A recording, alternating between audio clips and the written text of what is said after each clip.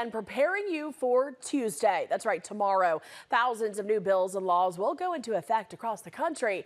KTIV is tracking several big-ticket bills going into law in the tri-state area. KTIV's Connor Trett joins us live in studio tonight for a breakdown of those new bills and laws. Connor.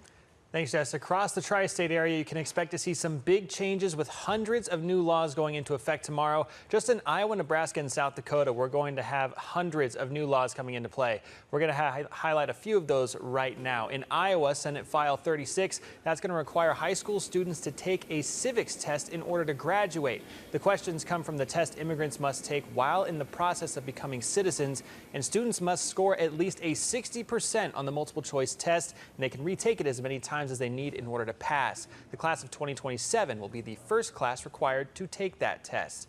And in Nebraska, LB 89, aka the Stand With Women Act, will go into effect starting tomorrow. That bill bans transgender athletes from competing in interscholastic sports for teams of the opposite sex. Section 3 of that bill states what constitutes a boy or a girl and states that biological males who transition cannot compete in women's sports and biological females who transition cannot compete in men's sports unless there is no women's team offered at the school.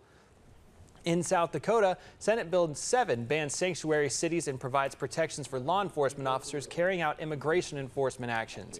The bill says, quote, no state entity or political subdivision may adopt or implement a policy, order, or ordinance that limits or prohibits an individual from communicating with or cooperating with a federal agency or official to verify or report the immigration status of another individual, or grants a non-citizen unlawfully present in the United States the right to lawful presence or status within the state of political subdivision, end quote.